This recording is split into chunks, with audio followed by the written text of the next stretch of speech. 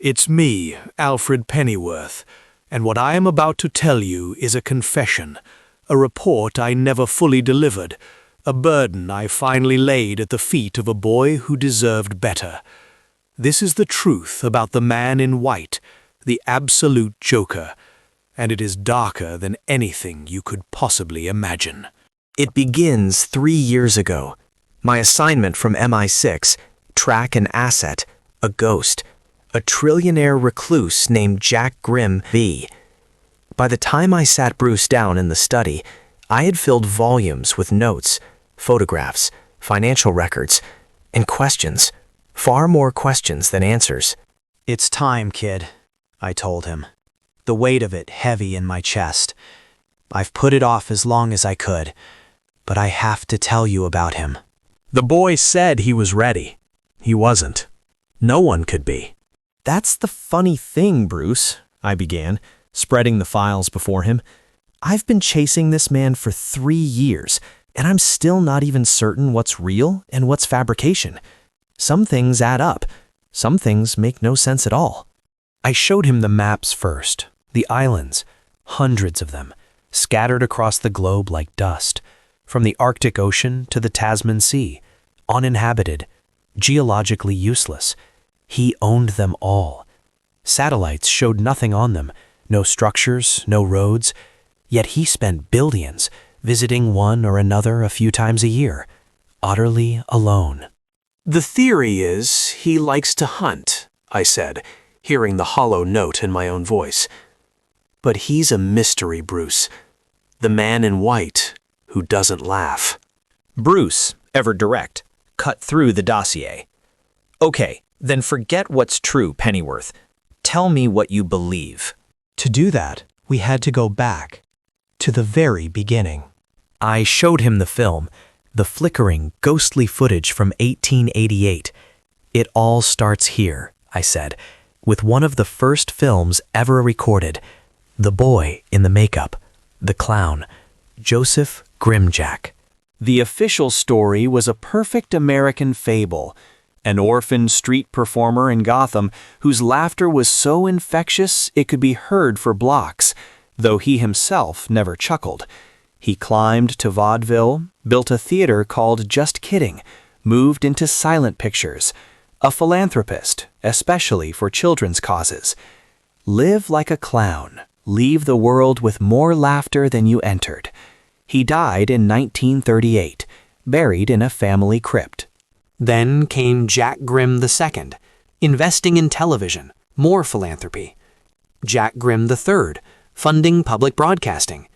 Jack Grimm IV, gaming systems, global charities.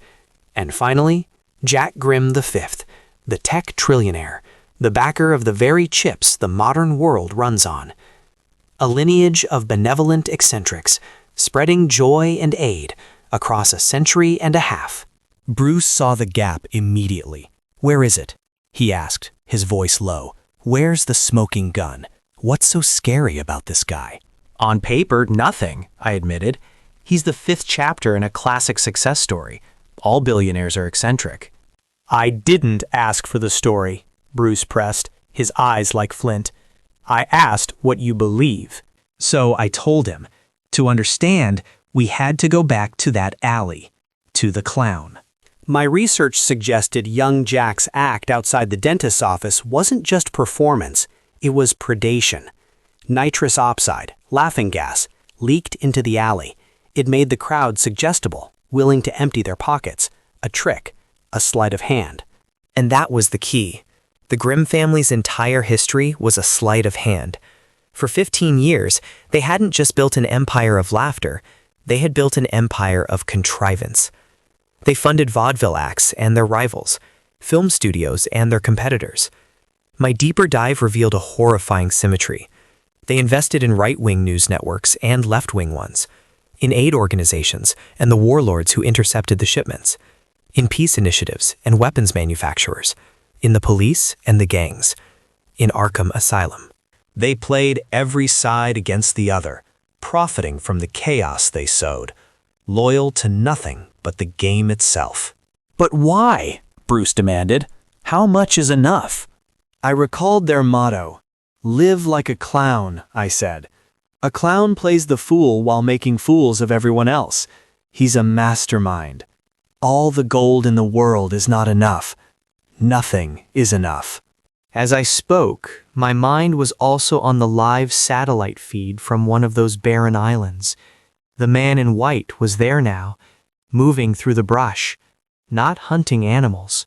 A signal intercept had picked up a voice, a desperate old man's voice, crackling over a stolen radio.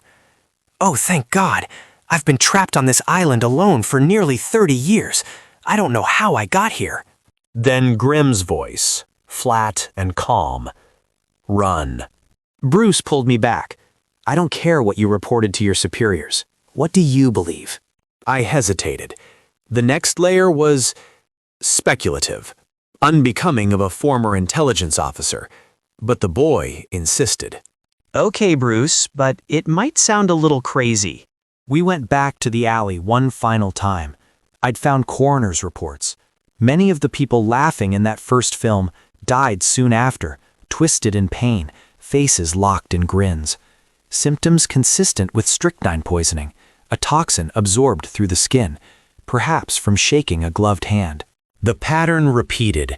Business rivals, politicians, investigators, anyone who looked too closely at the Grimms met mysterious, violent ends.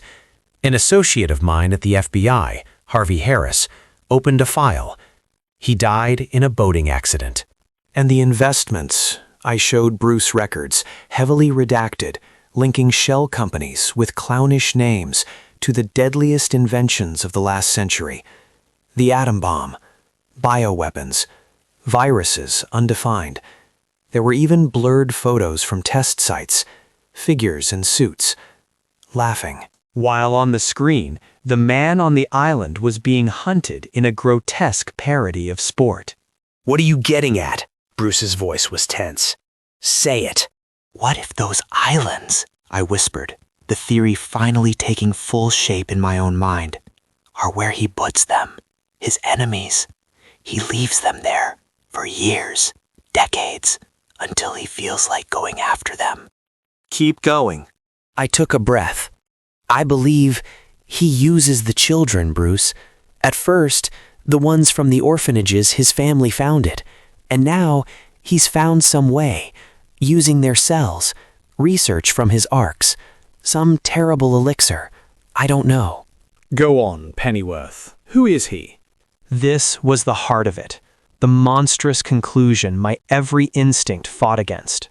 The clown, Bruce, I said, the words tasting like ash. What is a clown?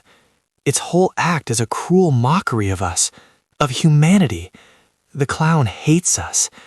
You find this thing in myths, in legends. The Pagliacci, the joker who burns the kingdom in the Bal Sauvage, the one who convinces us to kill each other, even as he preys on us. The clown is death.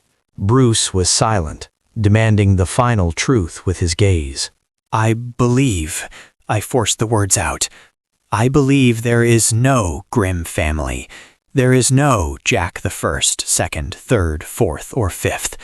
There has only ever been one Jack Grimm, and it's him. That maybe it's infernal science, maybe it's some dark pact, maybe both. I know how it sounds, kid. I know. But I look at him, and he is something terrible, a nightmare thing that stalks the earth. Not a man who never laughs, but a beast that is always laughing at us. The one whose laughter we only hear when it's too late. Who is he? Bruce asked, one final time. I met his eyes. He's the Joker. On the monitor, as if summoned by the name, the figure on the island changed. It contorted, expanded, shedding its human shape for something bestial and primal, a monster of pure predatory glee. A visualization of the horror I'd just described. Nightmare fuel, indeed. Bruce stood abruptly. I've heard enough. He left to check on Waylon Jones, to touch something real, something human. I didn't stop him. Alone in the study, the guilt crashed down. Nicely done, old fool, I muttered to myself. He didn't sign up for this. Sure, he wanted a fight, but this? In just the last year, the world had cracked open and shown him its true face, monsters lurking in every shadow. He'd even been watching news about a so-called god warrior from hell in Gateway City. Yet, he pushed forward. But my motives weren't pure. Did you really tell him about Grimm for his own sake? I asked the empty room. No. You told him because you couldn't live with it anymore. Because deep down, you are a coward. The final, cruel twist landed moments later. A priority alert flashed on my screen. A report placed Jack Grimm on his island off Columbia, 3,000 miles away, a safe distance. But he wasn't 3,000 miles away. The security feeds from the manor's grand foyer flickered to life. He was here. Home. The man in white strode through the door, as casually as if returning from the opera. His butler, a man with a permanently weary expression, greeted him. "Welcome back to the manor, Mr. Grimm.